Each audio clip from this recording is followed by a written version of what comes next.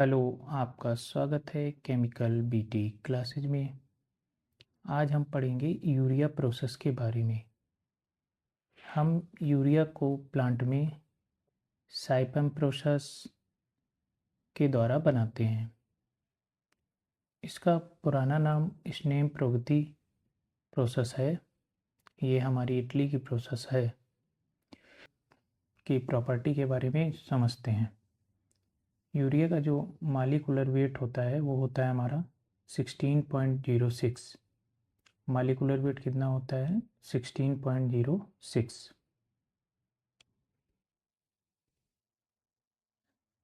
Urea का molecular weight कितना होता है? 16.06 ग्राम पर मोल। इसमें जो नाइट्रोजन कंटेंट होता है वो होता है 46.6%। हम यूरिया को मैन्युफैक्चर ही क्यों करते हैं प्लांट में? यूरिया जो होती है वो पौधों के लिए, हमारी फसलों के लिए नाइट्रोजन कंटेंट देती है, जो कि यूरिया में 46.6% के अप्रॉक्स रहती है। यूरिया को कलर में आप देखेंगे तो ये किस कलर में रहती है? वाइट कलर में। यूरिया का मेल्टिंग पॉइंट कितना होता है? 132.7।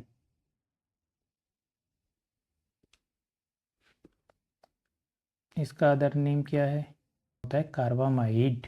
क्या नाम होता है? कार्बामाइड। इसकी सर्च सर्वप्रथम कहाँ हुई थी? लेबोरेटरी में हुई थी। लैब में सर्वप्रथम इसकी खोज की गई। किसने की थी? वोलर ने। यूरिया हाइग्रोस्कोपिक प्रॉपर्टी की होती है। ये मॉइस्चर को अपने अंदर एब्जॉर्ब कर लेती है, जिससे इसमें नमी आ जाती है और ये जल्दी बेकार हो जाती है। अब यूरिया बनती कैसे? यूरिया बनने के लिए दो रिएक्शंस होती हैं। फर्स्ट रिएक्शन में क्या होगा? कार्बामेट का फॉर्मेशन होगा।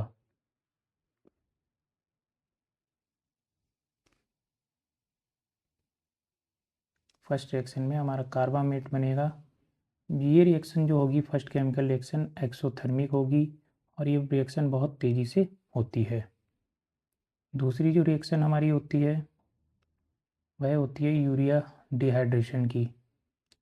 इसमें मेनली हमारा यूरिया बनता है और ये एंडोथर्मिक रिएक्शन होती है और ये स्लो रिएक्शन होती है। और सेकेंड रिएक्शन ही हमें यह बताती है कि रेट ऑफ रिएक्शन क्या रहेगा, डिटरमाइन करती है रेट ऑफ रिएक्शन को। बट यूरिया बनने के केस में एक और केमिकल रिएक्शन हो जाती है। ये अनडिजायरेबल रिएक्शन होती है बायोरेट फॉर्मेशन की। इसमें क्या होती है? दो यूरिया के मॉलिक्यूल आपस में कंबाइन होकर बायोरेट बना लेते हैं। ये जो हमारा कंपाउंड बना है NH2CONH2, ये बायोरेट है।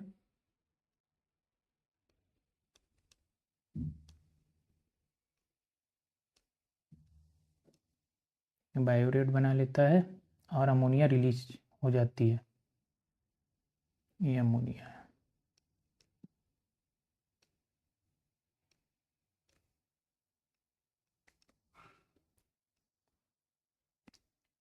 अब आप समझ गए होंगे यूरिया में मेनली तीन केमिकल रिएक्शंस होती हैं। फर्स्ट कार्बामेट फॉर्मेशन, जो एक्सोथर्मिक रिएक्शन होती है, फास्ट होती है। दूसरी हमारी रिएक्शन में हमें दूसरी रिएक्शन में हम कार्बामेट को डिकम्पोज कराते हैं और यूरिया को प्राप्त करते हैं। वाटर मॉलिक्यूल अलग हो जाता है कार्बामेट से। थर्ड रिएक्शन, तीसरी क्या है? ये अनडिजायरेबल रिएक्शंस होती है। ये भी यूरिया प्रोसेस के दौरान हमें देखने को मिलती है। इसमें यूरिया के दो मॉलिक्यूल आपस में कंबाइन होकर बायोरेट फॉर्मेशन कर लेते हैं। साथ ही साथ क्या रहता है, ये जो बायोरेट फॉर्मेशन होता है ये वैक्यूम स्टेज में ज़्यादा बनने के चांसेस रहते हैं। प्लांट में ये हम देखते हैं कि मैक्सिमम 1.5% ही इसको हम रख सकते हैं, क्योंकि ये प्लांट के लिए टॉक्सिक होता है, ये प्लांट को जला देता है, बेकार कर देता है, मतलब उसकी ग्रोथ को रोक देता है।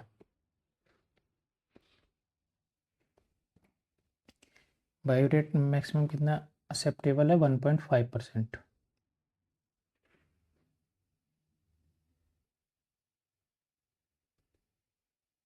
अब हम समझते हैं मेनली यूरिया प्रोसेस कैसे हम यूरिया बनने के लिए दो चीज़ों की ज़रूरत पड़ती है, एक CO2 और एक अमोनिया।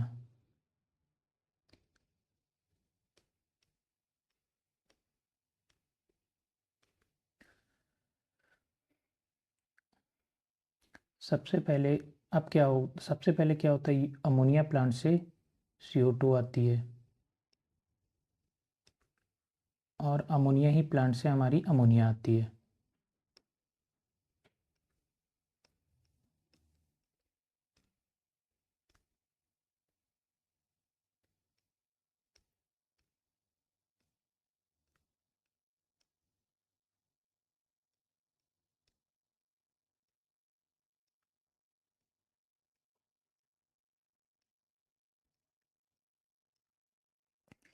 अमोनिया प्लांट से पहले CO2 आती है, बह जाती है CO2 नॉक ड्रम में।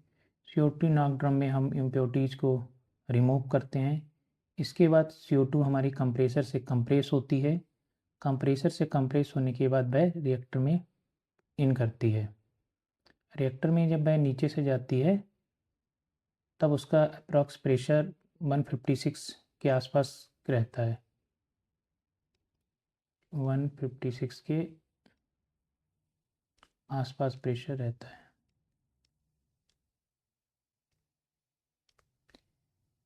अमोनिया कैसे इन करेगी रिएक्टर में? अमोनिया पहले अमोनिया प्लांट से आई, अमोनिया रिसीवर में कलेक्ट हुई, वहाँ से ऑयल वगैरह इम्प्योरिटीज़ थी उसको सेपरेट आउट किया, फिर पंप के थ्रू इसका प्रेशर हमने बूस्टअप किया, फिर ये सेकेंड पंप इसके थ्रू फिर इसका और प्रेशर बूस्ट करेंगे, फिर ये फाइनली रिएक्टर में इन कर जाएगी। यहाँ से प्रेशर बूस्ट करने पर ये फर्स्ट स्टेज में जब प्रेशर बूस्ट होगा, ये मान लिया हमने कर दिया 20 kg तक हो गया, 20 या 25 kg तक हो जाता है। सेकेंड स्टेप वाला जो पंप बूस्ट करेगा तो ये जो प्रेशर होगा वो 240 kg पर सेंटीमीटर स्क्वायर हो जाएगा। 240 kg पर सेंटीमीटर स्क्वायर हो जाएगा। इस प्रेशर से हमारी अमोनिया जाती है।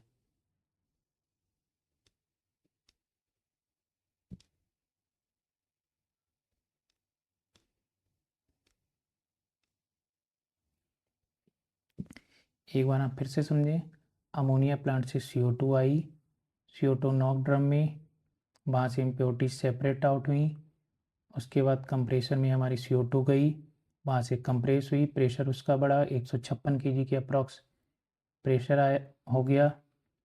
उस प्रेशर से वह रिएक्टर में नीचे से इन हुई। अब ये आगे रिएक्शन करती हुई रिएक्टर में प्लेट्स लगी होती हैं और ये धीरे धीरे रिएक्शंस करती हुई ऊपर आउटलेट होगी। ऐसे ही अमोनिया प्लांट से अमोनिया आई, वह अमोनिया रिसीवर में कलेक्ट हुई, वहाँ से ऑयल और जो इम्प्योरिटीज़ हैं उनको सेपरेट आउट किया। फर्स्ट स्टेज में पंप लगा, उससे प्रेशर बूस्टअप करके 20 kg प्रेशर हमारा 20 से 25 kg प्रेशर बूस्टअप हुआ। फिर दूसरा प्रेशर का ये सक्शन बनेगा, जाके फर्स्ट पंप का डिस्चार्ज सेकेंड पंप का सक्शन बनेगा। ये सेकेंड पंप मान लिया हमने। हमारी जो अमोनिया होती है वो फीड पंप के द्वारा रिएक्टर में इन करती है। जब हमारी अमोनिया रिएक्टर में इन करती है तब वह अपने साथ ही साथ कार्बामेट सॉल्यूशन को भी रिएक्टर में ले जाती है। यह कार्बामेट सॉल्यूशन के लिए एक मोटिव फ्लूइड का कार्य करती है। ये 240 kg वाली जो अमोनिया होती है ये हमारी कार्बामेट सॉल्यूशन के लिए मोटिव फ्लूइड का काम करेगी। यहाँ पे एक इजेक्टर लगा होगा, इजेक्टर के लिए मोटिव फ्लूइड का काम करेगी और साथ ही साथ कार्बामेट सॉल्यूशन को अंदर रिएक्टर में इन करा देगी। रिएक्टर में हमने आपको बताया कि ट्रेस लगी रहती हैं और ट्रेस पर मास ट्रांसफ़र और हीट ट्रांसफ़र होता है, कन्वर्जन होता है और फाइनली रिएक्टर में टॉप से आउटलेट सॉल्यूशन आउटलेट करता है। जब हमारा रिएक्टर में दो रिएक्शंस होती हैं, रिएक्टर में दो रिएक्शंस होती हैं, फर्स्ट रिएक्शन एक्सोथर्मिक होती है, सेकेंड एंडोथर्मिक होती है। फर्स्ट रिएक्शन में हमारी हीट रिलीज होती है जबकि सेकेंड रिएक्शन में हमें हीट की ज़रूरत पड़ती है। Second reaction he rate of reaction को डिफाइन करती है। अब हमारा रिएक्टर से जब सॉल्यूशन निकलता है उसमें क्या क्या रहेगा, यूरिया, कार्बन डाइऑक्साइड, अमोनिया और कार्बामेट सॉल्यूशन, ये और वाटर, ये सब भी कुछ निकलकर स्टीपर में जाता है। सारा सॉल्यूशन स्टीपर में हम ट्यूब साइड भेजते हैं, ट्यूब साइड में हमारा सॉल्यूशन जाएगा और सेल साइड में हम स्टीम का यूज करते हैं। हम सेल साइड जिस स्टीम का यूज़ करते हैं वह 22 kg प्रेशर की स्टीम होती है और जिसका टेम्परेचर करीबन 210 डिग्री सेंटीग्रेड होता है। स्टीपर में स्ट्रिपिंग प्रोसेस होती है, स्टीपर में स्ट्रिपिंग प्रोसेस होती है जो कि हेनरी लॉ पर अप्लाई होती है।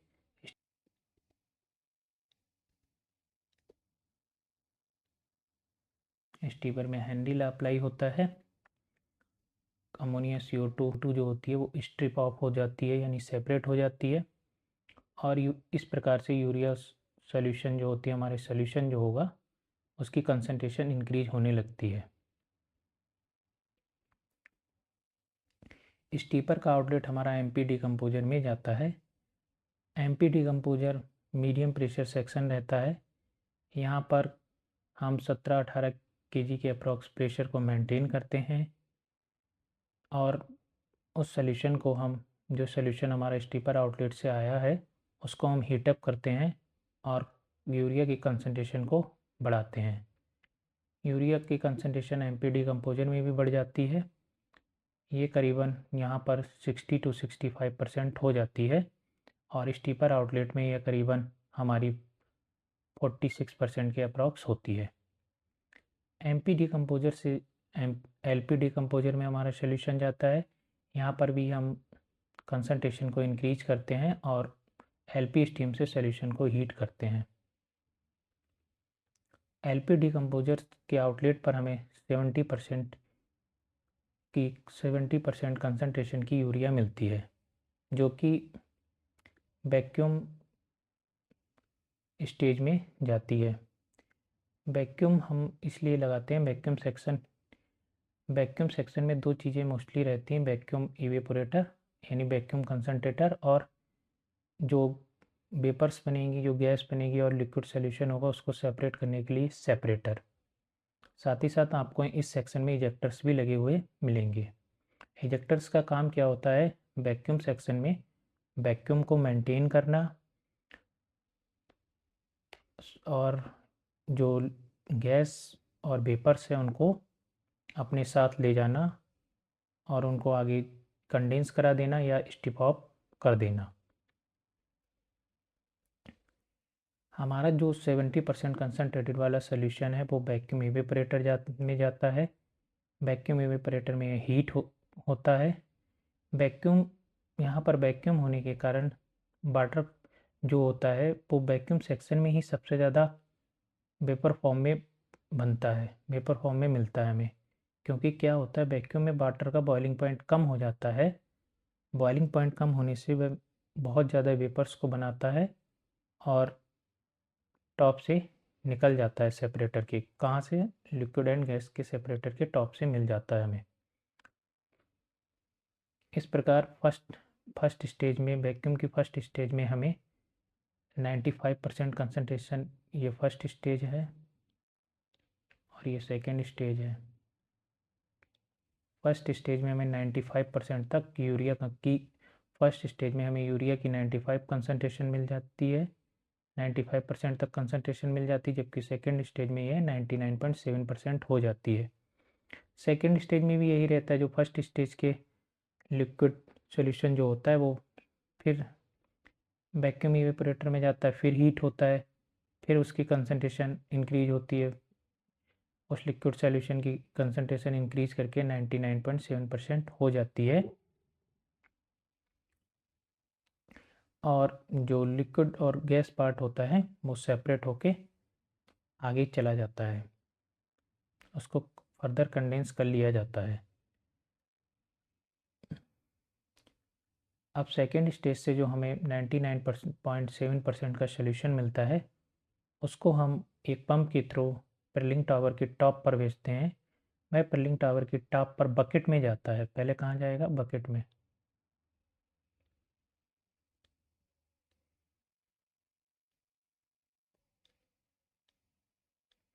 पर्लिंग टावर के टॉप पर बकेट में जाता है। बकेट्स में होल्स होते हैं, होल्स के थ्रू पर्लिंग टावर में ये दाने की फॉर्म में ये मोल्टन यूरिया नीचे गिरती है, क्योंकि पर्लिंग टावर हमारा नेचुरल ड्राफ्ट होता है और दाने हमारे सॉलिडिफाई हो जाते हैं।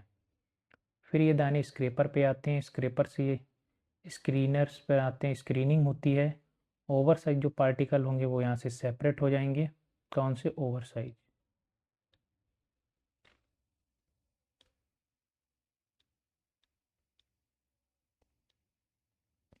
ओवर साइज पार्टिकल या लम्प्स जो होते हैं, बड़े बड़े बोल सकते हैं आप।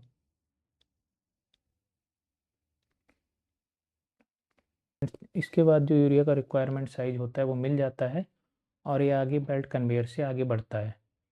आगे बेल्ट कन्वेयर से बढ़ता है, फिर हम यहाँ पे इसकी नीम कोटिंग करते हैं, नीम स्प्रे कर देते हैं।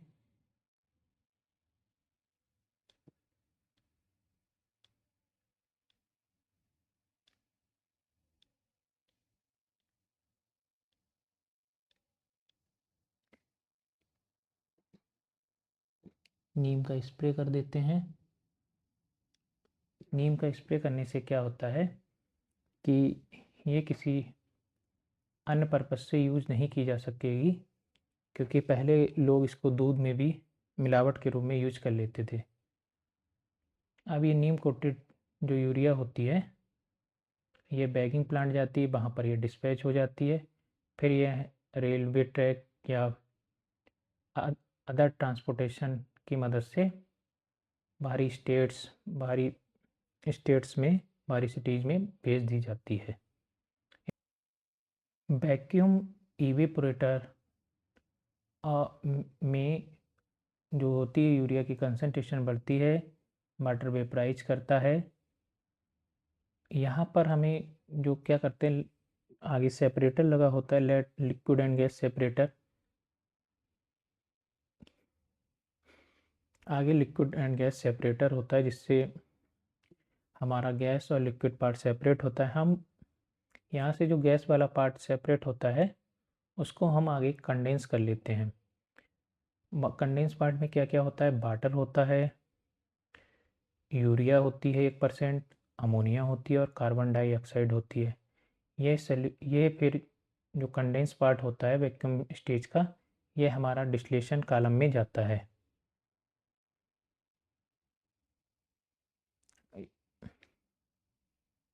डिस्टिलेशन कॉलम में इसमें जाता है, और ये बेस्ट वाटर सेक्शन के अंतर्गत आता है।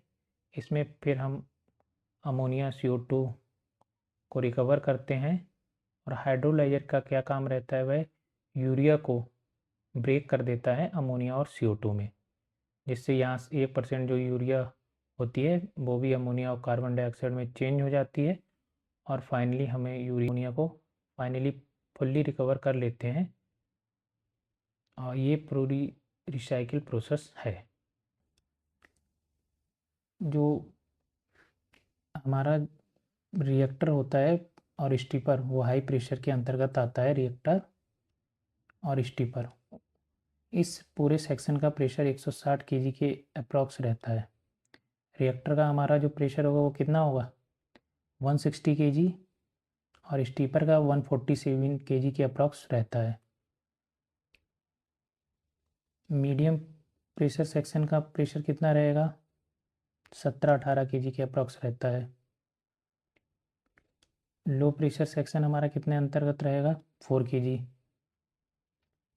अब वैक्यूम जो होगा उसमें प्रेशर कितना हो जाता है, 0.3 और 0.038। वैक्यूम सेक्शन में आपको क्या क्या मिलेंगे, वैक्यूम इवेपोरेटर यानी वैक्यूम कंसनट्रेटर और गैस लिक्विड सेपरेटर, जिससे जब वाटर वेपराइज करेगा तो बहुत ज़्यादा गैस फॉर्म में, वेपर फॉर्म में बनेगा, अमोनिया गैस होगी, उसको सेपरेट भी करना रहेगा, तो सेपरेटर के थ्रू से सेपरेट भी करते हैं। प्रिलिंग टावर का क्या काम है, वहाँ पर हमारी प्रिल्स बनती हैं, मोल्टन यूरिया नीचे आती है और एयर उसकी हीट को लेके एटमॉस्फेयर में चली जाती है और हमारी जो यूरिया प्रिल्स हैं वो सॉलिडिफाई हो जाते हैं प्रिलिंग टावर में नेचुरल ड्राफ्ट के थ्रू। स्क्रीनर्स का क्या काम, retain lumps only, over size particle जो होते हैं, बड़े बड़े लम्प्स बन जाते हैं, जैसे यूरिया के बड़े बड़े आपस में जुड़ जाते हैं, तो ये उनको वापस कर देता है, फिर उसको पुनः डिजॉल्व कर लिया जाता है अलग से टैंक में।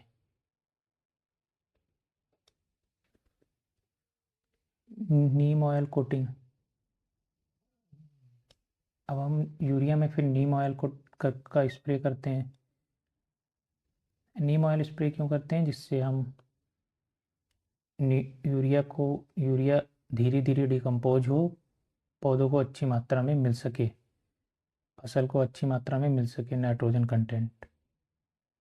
बेल्ट कन्वेयर का क्या काम है, ये यूरिया को एक स्थान से दूसरे स्थान पर ट्रांसफ़र करता है, ये ट्रांसपोर्टेशन के काम में कन्वेयर्स यूज किए जाते हैं। स्लॉट टाइप बेल्ट कन्वेयर्स,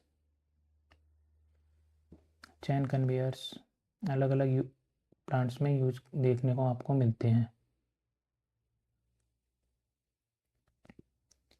की पॉइंट्स, अब इस प्रोसेस के कुछ की पॉइंट्स हैं साइपेम प्रोसेस के। इसमें जो यूरिया रिएक्टर है हमारा वो किस टाइप का रहता है, plug flow type. Plug flow type reactor की कुछ खासियत होती है, नो एक्सियल मिक्सिंग।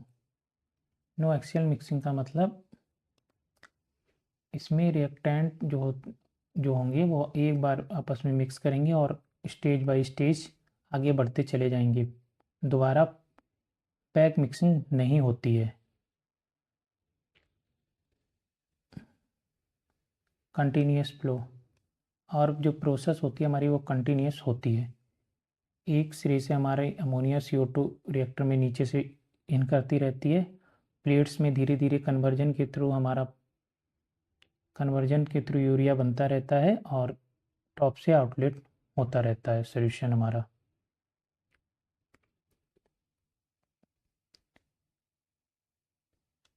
रिएक्टर में हम सुपर कप ट्रे या सीप ट्रे या अनट्रेस का भी यूज़ कर सकते हैं। सुपर कप जो ट्रेज रहती हैं उनकी क्या प्रॉपर्टी होती है, उनमें कन्वर्जन जो रेट है वो अच्छा होता है, उनका कन्वर्जन रेट अच्छा होता है और ये CO2 की इमिशंस को कम रखती हैं। कन्वर्जन रेट अच्छा कैसे कि अगर हमारा यूरिया रिएक्टर में अगर 33.4% बनना है, अगर नॉर्मल में अगर हम किसी अन्य ट्रे का यूज कर रहे हैं, क्या पता 32% बने, तो प्लांट में 1% का भी कन्वर्जन बहुत ज़्यादा मायने रखता है। कार्बामेट इजेक्टर, कार्बामेट इजेक्टर क्या होता है, use high pressure ammonia as the motive fluid to recycle the carbamate solution into the reactor without having pumps या एज द मोटिव फ्लूइड। हमने आपको बताया जो 240 kg की प्रेशर की अमोनिया है उसको हमने किस रूप में यूज कर लिया, मोटिव फ्लूइड के रूप में।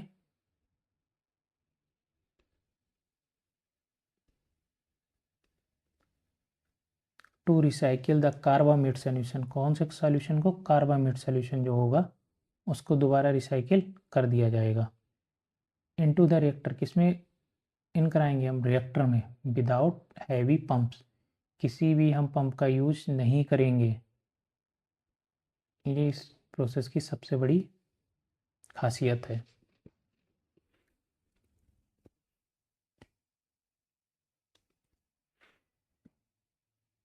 तीसरा पॉइंट है excess ammonia acts as a stripping agent. हमने आपको बताया था कि हम नॉर्मल में 2 मोल अमोनिया और 1 मोल CO2 को लेने पर 1 मोल यूरिया का बनता है, लेकिन हम क्या करते हैं अमोनिया के 3.5 या 4 मोल या 3.4 मोल कैलकुलेशन के हिसाब से हम ले लेते हैं, जिससे वह क्या करते हैं हमारे अधिक मोल लेने से वह स्टिपिंग एजेंट का काम करती है। स्टिपिंग एजेंट कैसे काम करेगी? अनरिएक्टेड जो CO2 होगी, अमोनिया होगी और कार्बामेट जो होगा वो हमारा टॉप से स्टिप आउट हो जाएगा, यानी सेपरेट आउट हो जाएगा। केवल नेक्स्ट सेक्शन में क्या जाएगा? Urea solution. नेक्स्ट स्टेप में हमारा ओनली यूरिया सॉल्यूशन ही जाएगा।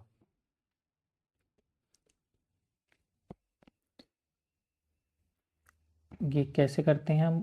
इसके लिए हम स्टीपर में सेल साइड हम स्टीम को देते हैं। 22 kg प्रेशर की स्टीम होती है, 210-15 डिग्री टेम्परेचर उसका होता है करीबन। और ट्यूब साइड हम इसमें जो रिएक्टर आउटलेट आता है उसका सॉल्यूशन देते हैं। उसमें कार्बामेट होता है, अमोनिया होती है, CO2 होती है, इसकी वेपर्स फॉर्म होती हैं और ये टॉप्स पे निकलता है। इसको बाद में कंडेंस कर लिया जाता है और यूरिया सॉल्यूशन हमारा आगे स्टीपर के से निकलकर MPT कंपोजर में पहुंच जाता है।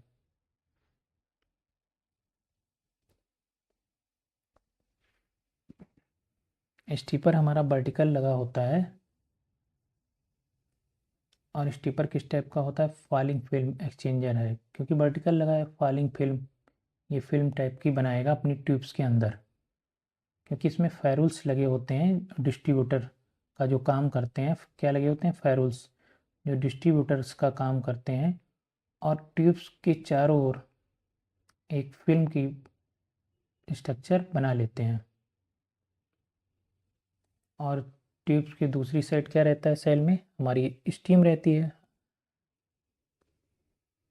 The molten urea is solidified into the solid granules are plain for final products.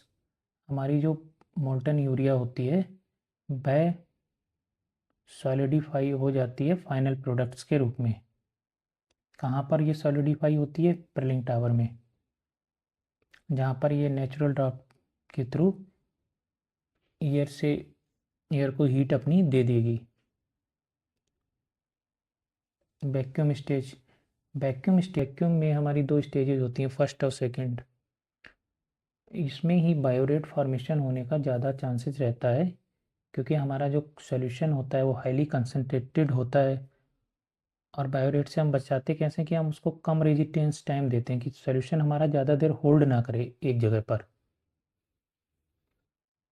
और उसका टेम्परेचर भी ज़्यादा हाई नहीं रखते हैं, टेम्परेचर भी हम प्रोसेस के अकॉर्डिंग ही रखते हैं जितना सब होना चाहिए।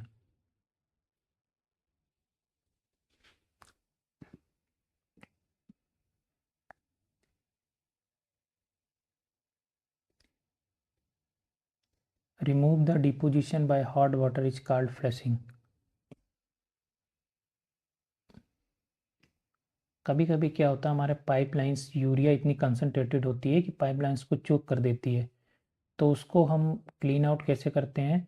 कि उसको हार्ड वाटर उसमें भेजते हैं और उसके थ्रू हम उसको रिमूव करते हैं डिपोजिशन को। यही जो प्रोसेस होती है फ्लशिंग की बोली जाती है। फ्लशिंग मतलब रिमूव द डिपोजिशन। किसकी डिपोजिशन? यूरिया की। यूरिया क्योंकि हाईली कंसनट्रेटेड है, तो ये क्या करेगी? जैसे ही इसको अगर ज़्यादा रेजिडेंस टाइम मिला, या तुरंत लाइन में जम जाएगी। जमने से क्या होगा? फिर हमारा फ्लो आगे बढ़ेगा नहीं। तो कैसे इसको रिमूव करते हैं? हॉट वाटर के थ्रू। हॉट वाटर से इसकी फ्लशिंग करते हैं, इसको धोते हैं, वॉश आउट करते हैं। पर्लिंग टावर हमारा कैसा है? नेचुरल ड्राफ्ट है जिसमें हीट ट्रांसफ़र होता है। पर्लिंग टावर हमारा कैसा है? नेचुरल ड्राफ्ट है जिसमें क्या होता है? हीट ट्रांसफ़र होता है। एयर यूरिया मोल्टन यूरिया की हीट को ले लेगी और हल्की होके उसकी डेंसिटी कम हो जाएगी और वो टॉप पर चली जाएगी और यूरिया प्रिल्स जो हैं वो नीचे सॉलिडिफाइड होकर आ जाएंगे।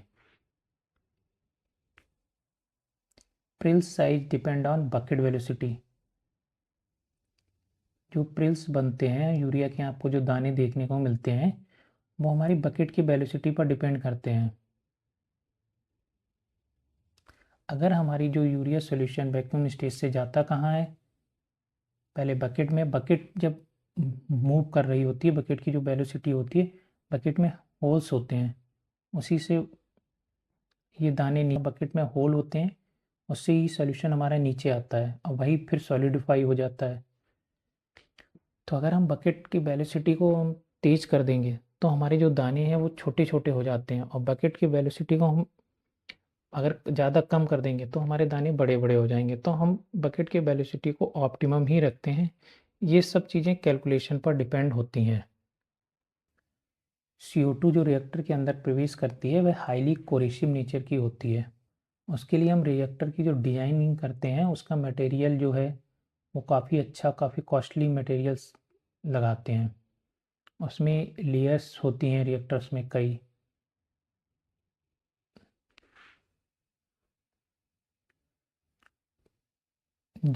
कोरिजन रेजिस्टेंस, कोरिजन को रोकने के लिए कार्बामेट भी हाईली कोरेसिव होता है।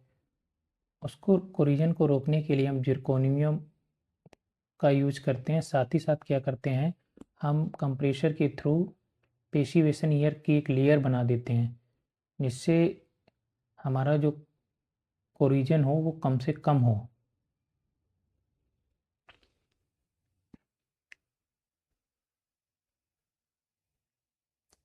Low pressure steam is produced in high pressure carbamate condenser. हमारी यूरिया प्लांट में हम खुद अपनी लो प्रेशर की स्टीम बना लेते हैं, क्योंकि कार्बामेट जो कंडेंसर होता है उसमें जो सॉल्यूशन आता है उसकी खुद इतनी हीट होती है कि वह कंडेंसेट को, वाटर को हीटअप करके लो प्रेशर स्टीम में कन्वर्ट कर देता है।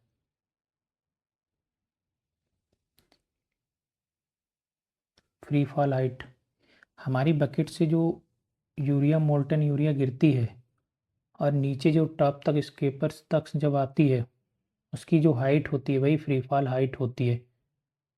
फ्री फॉल हाइट करीबन ये अलग अलग प्लांटों में 80 मीटर, 90 मीटर, 100 मीटर के हिसाब अकॉर्डिंग रहती है। 100 मीटर के अकॉर्डिंग पेडलिंग टावर भी फिर उसी अकॉर्डिंग होते हैं। 102 मीटर, 120 मीटर, 130 मीटर, जैसी जहाँ पे ईयर की रिक्वायरमेंट हो, जैसी प्लांट की डिजाइन हो।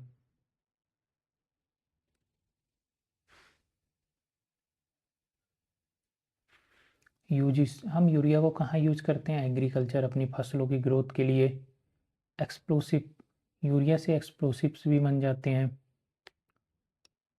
डर्मेटोल, इस मेडिकल लाइन में भी यूरिया का यूज करते हैं। मेडिकल लाइन में हम डर्मेटोलॉजी में यूरिया का यूज करते हैं। इसके द्वारा क्या होते हैं, कई प्रकार की क्रीम्स आती हैं जो डर्मेटोलॉजी में यूज की जाती हैं स्किन केयर के लिए।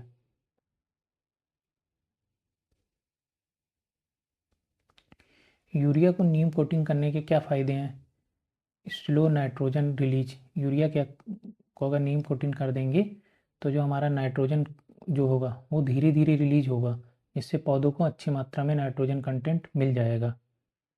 रिड्यूस इन्वायरमेंटल पॉल्यूशन, हमारा जो पर्यावरण का पॉल्यूशन है वो भी कम होगा। क्यों, कैसे कम होगा? क्योंकि यूरिया जब धीरे धीरे रिलीज जब यूरिया धीरे धीरे रिलीज करेगा नाइट्रोजन कंटेंट, तो अमोनिया गैस कम से कम निकलेगी, और अमोनिया गैस कम से कम होगी जिससे हमारा एनवायरनमेंट अच्छा बना रहेगा। इम्प्रूव सॉइल हेल्थ, और हमारी फसल जो है वो भी अच्छी बनी रहेगी, जो मिट्टी है उसकी फर्टिलिटी भी बनी रहेगी।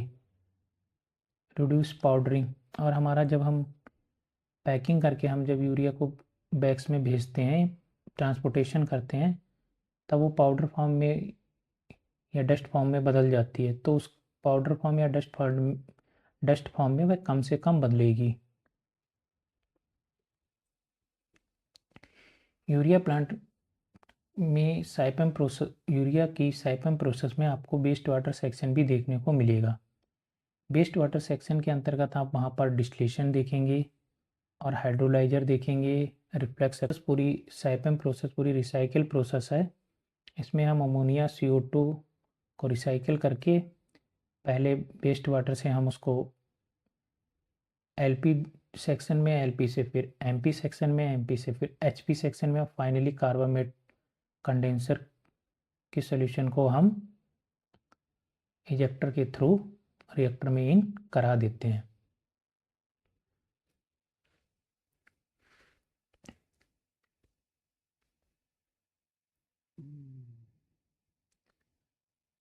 हमारा रिएक्टर में जो प्रेशर रहता है वो 158-160 kg रहता है। स्टीपर में 147 kg। हमारा रिएक्टर और स्टीपर और कार्बामेट कंडेंसर का रहता है, जिसमें रिएक्टर में हम प्रेशर को 160 के अप्रॉक्स रखते हैं। टेम्परेचर बॉटम का 178 डिग्री सेंटीग्रेड, टॉप का 188 डिग्री सेंटीग्रेड के अप्रॉक्स रहता है। स्टीपर में जो हमारा टेम्परेचर होता है वो 210 डिग्री सेंटीग्रेड के आसपास रहता है। मीडियम प्रेशर सेक्शन में हमारा जो प्रेशर होता है वो 17-18 kg पर सेंटीमीटर स्क्वायर होता है, जबकि इसमें टेम्परेचर जो होता है वो 160 डिग्री सेंटीग्रेड 160 डिग्री सेल्सियस होता है। लो प्रेशर सेक्शन में हमारा जो टेम्परेचर रहता है वो 138 डिग्री सेंटीग्रेड के आसपास रहता है। और वैक्यूम की फर्स्ट स्टेज में जो टेम्परेचर होता है वो 132 डिग्री सेंटीग्रेड और सेकेंड स्टेज में 138 डिग्री सेंटीग्रेड होता है।